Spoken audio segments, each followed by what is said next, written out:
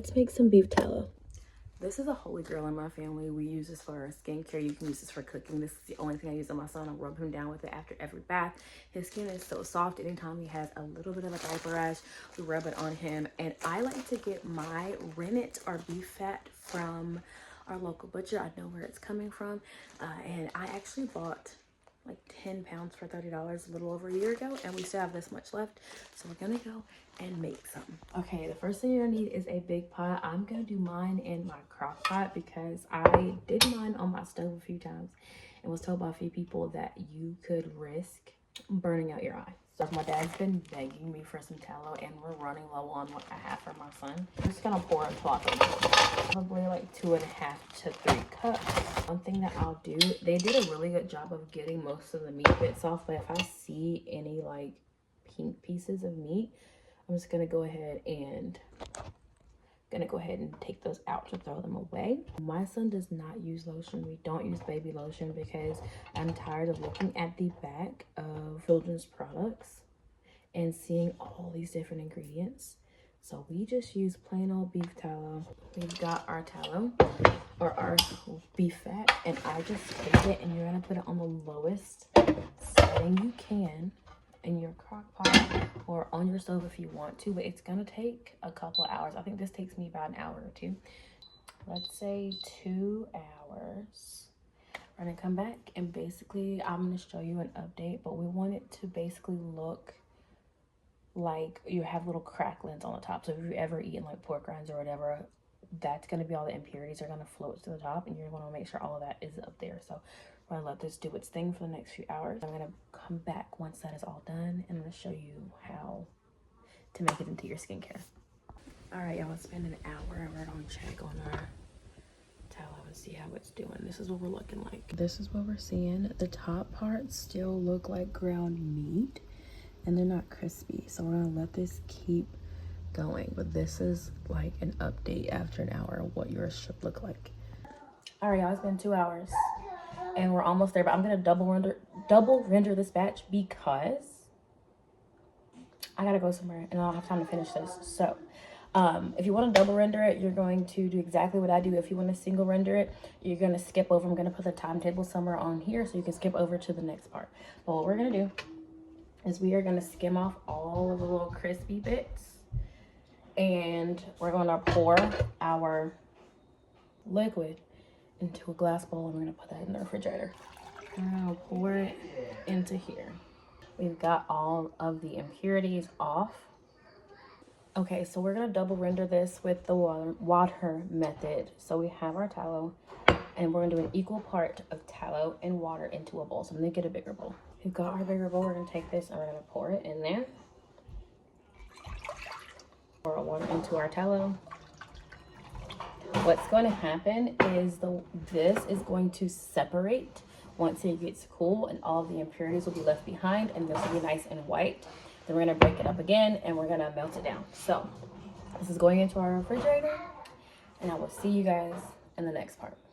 Okay, we are back. It is several hours later, but our tallow has separated nicely. I'm going to show you guys what it looks like, and then we're going to melt it back down so that way I can whip it into the tallow to go in our jars. So 1 second. Also kind of late, we're having dinner and I'm making dinner. So this is what our tallow looks like. If you can see, there is a layer of water with the sediment on the bottom, and then this is our tallow. So we're just gonna try to get it out of the water. There we go. So it floated to the top, and as you can see, it's actually pretty clean on the bottom. So if it was really cruddy, I would scrape off some junk, but we did really good for our first one. So I'm probably gonna, like, there's a couple of, let me see. I don't know if you can see it, but there are a couple of little brown spots. So I'm gonna scrape those off.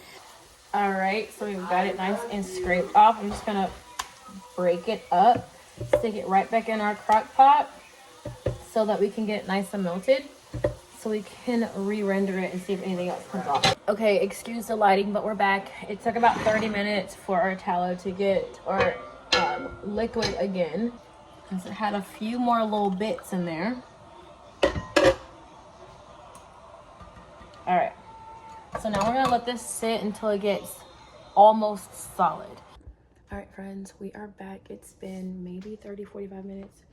I don't know. I started cleaning my kitchen, but this is what it looks like. It's kind of, it looks like partially solidified candle wax. So you're gonna take it in your stand mixer with the whisk attachment. Coconut oil to mine. You don't have to. You can also add essential oil. You can add vitamin E oil, but those are all personal preferences. I like to keep mine as plain as possible, so I just do the plain tallow and then I do some coconut oil. I melted the coconut oil down. It is not completely solidified, but I don't think personally it will make a difference. So we're just gonna whip this up. I like to do medium high until it looks like a body butter. So okay, so this is more of like a lotion consistency. See how it's kind of drippy and runny? If that's how you want it, you can stop here, but I'm gonna keep whipping it until it gets nice and airy like a whipped body butter. Okay, we're done. I don't know how long it took. I just know that I did it until I just did not feel like listening to my stand mixer anymore. So I'm sure you could probably get it a little lighter and airier and butterier, but this is a fine consistency for me. This is what we're looking like. So you could be fancy and use a piping bag, which I do when I make this for other people, but since this is just going to be for our house and our family, I'm just going to grab a spoon and I'm going to spoon it into our jars. All right, there's our first jar right there. With this, I wish I could get the label off, I couldn't, but we got this up to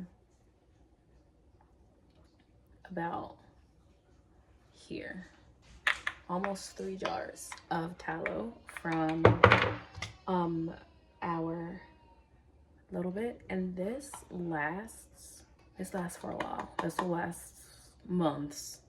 And I also use this as a base for my son's homemade sunscreen. We still have a good amount of that left, so maybe I'll find the video of me making the sunscreen and I'll share it as a short. But our skincare, also you can probably add arrowroot powder if you want, but I love that even though this is an oil, like once you rub it in, it rubs in pretty good and it dries after a little bit. It doesn't leave you super greasy. Like you can see I'm shiny now, but in like a few minutes it'll all rub in nicely. And yeah,